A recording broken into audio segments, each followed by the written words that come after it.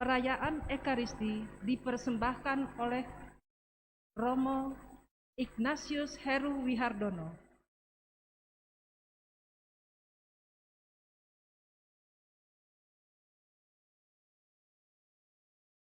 Bapak, Ibu, dan saudara-saudariku yang terkasih,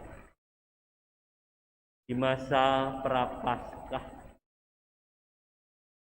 di masa pertobatan, di masa kita bermati raga,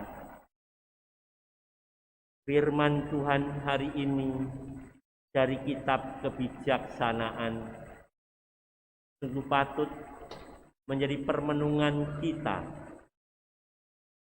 bagaimana disampaikan dalam bacaan ini, di mana orang yang baik dianggap sebagai gangguan dan juga dianggap sebagai duri dalam kehidupan di tengah orang banyak. Maka dikatakan dalam bacaan ini, mari kita menghadang orang yang baik, sebab bagi kita ia menjadi gangguan serta menentang pekerjaan kita. Saudara-saudariku, dalam bacaan Injil, kehadiran Tuhan Yesus, pengajaran Tuhan Yesus seringkali menjadi batu sandungan bagi orang-orang Yahudi, ahli-ahli Taurat, orang Farisi, dan orang Saduki. Pola hidup mereka seringkali dikritik oleh Tuhan Yesus. Dan apa yang dilakukan Tuhan Yesus memang apa yang seharusnya dilakukan untuk menata kehidupan. Maka dalam bacaan pertama ini sangat jelas disampaikan kepada kita, mari kita mencobai dengan aniaya dan siksa, agar kita mengenal kelembutannya dan menguji kesabaran hatinya.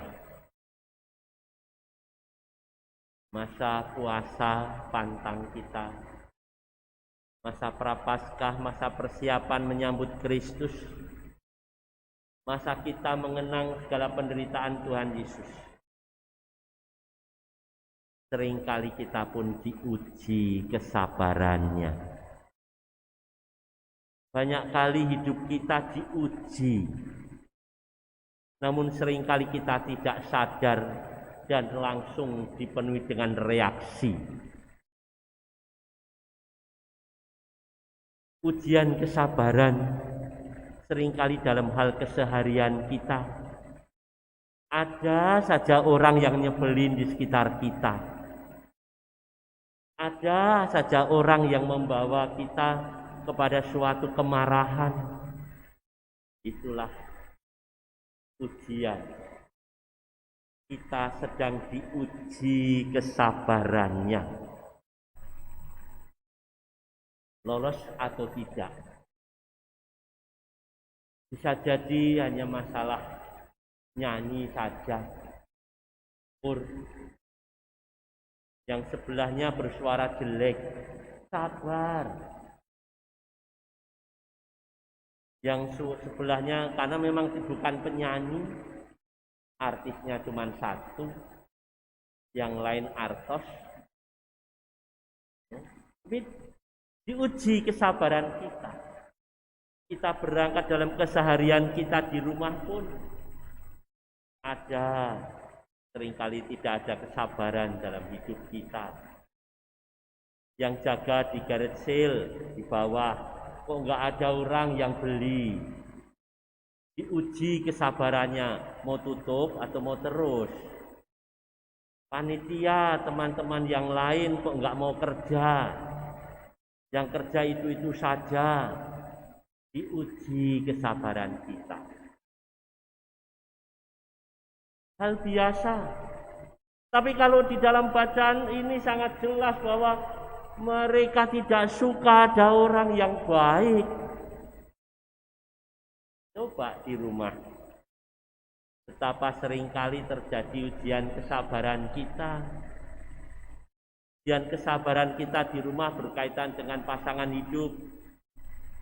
Yang nyebelin itu ampun-ampun, makin tua makin rewel.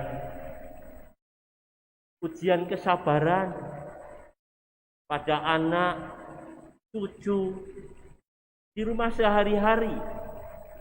Tapi ketika kita semakin menyadari bahwa ini masa puasa, masa pantang, kita ditantang.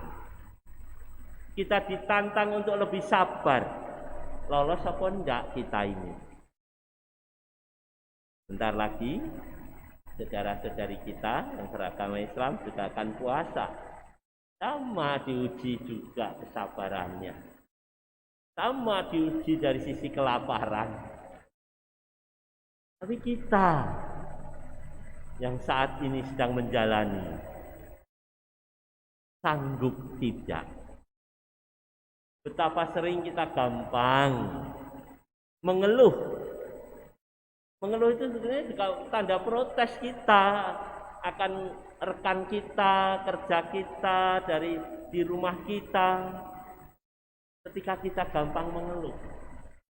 Tapi ketika hidup kita itu semakin belajar dari perjalanan salib Tuhan Yesus. Perjalanan salib Tuhan Yesus begitu luar biasa. Tidak cukup hanya Tuhan Yesus memanggul salib. Tidak cukup. Tapi ngalami disesah, dikebugin, diolok-olok dan sebagainya. Orang-orang yang mau memberi kekuatan tidak cukup punya power. Tidak mengubah hidup kita. Tuhan Yesus berjumpa dengan Bunda Maria. Perjumpaannya tidak juga kemudian mengubah menjadi tidak memanggul salib. Simon dari Kirene, kemudian juga Veronica, wanita-wanita yang mencoba menghidup, tidak cukup. Maka ketika kita mengalami hal demikian, kita diuji iman kita, sejauh mana kita tetap teguh dalam perjalanan salib kita, kesabaran kita, menghadapi yang di rumah, menghadapi yang di pekerjaan. Kita semua diuji, lolos apa tidak. Belajar dari Tuhan Yesus dalam bacaan Injil. Ketika Tuhan Yesus sudah tahu ada orang yang mau membunuh di Yerusalem. Suatu saat dia pergi dari Yudea, dari Yerusalem pergi ke Galilea. Tapi ketika hari raya Pondok Daun dia kembali lagi. Karena kewajiban sebagai orang beriman datang ke bait Allah. Merayakan hari raya Pondok Daun. Tuhan Yesus tidak takut. Tuhan Yesus tahu akan menderita tapi tidak takut. Dia datang. Dan tetap melakukan tugasnya. Yaitu mengajar di bait Allah.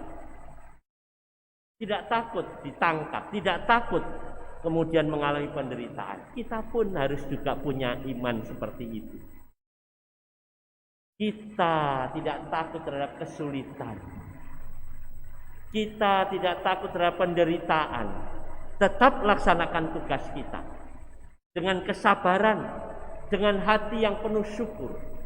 Bahwa ternyata kita dengan mengalami hal demikian akan menjadikan kita lebih tangguh, menjadikan kita menjadi orang yang kuat ketika menghadapi segala kesulitan, segala penderitaan. Kita tidak menyerah. Oleh karena itu, saudara-saudariku, belajar dari hati kudus Tuhan Yesus, punya hati yang memaafkan, punya hati pengampun. Mari kita mulai dari rumah kita, dari keluarga kita. Saling mengampuni, saling memaafkan. Supaya kalau kita merasakan bahwa kita ketika diuji kesabaran tapi kita sudah punya mengampuni, punya mental mengampuni, memaafkan, kita tidak akan sakit hati. Segala ujian tidak membuat kita sakit hati. Karena bisa jadi yang menguji kesabaran itu ada di rumah. Bukan orang lain, bukan orang jauh, tetapi yang di rumah. Rumah kita sendiri. Menguji kesabaran kita. Mari sebagai orang beriman. Di mana kekuatan Kristus dalam Ekaristi ini. Kita akan bersatu dalam komuni kudus. Menjadi suatu kekuatan dalam hidup kita. Untuk kita menjadi orang yang lebih sabar. Menjadi orang yang bisa mengampuni, menjadi orang yang bisa menerima. Kita orang lemah, tapi Kristus memberikan diri kepada kita dalam komuni kudus, memberikan diri, memberikan kasih-Nya kepada kita sehingga kita punya kekuatan baru. Dan kita nanti kita tutup juga dengan adorasi, sembah sujud pada sakramen Maha Kudus. Kita memperhatikan cahaya sinar pengampunan Tuhan supaya menyinari hidup kita, memberikan kekuatan pada kita dan kita alirkan pada orang lain sehingga hidup kita sungguh menjadi saluran berkat, saluran kasih bagi banyak orang di sekitar kita. Tuhan memberkati kita semua.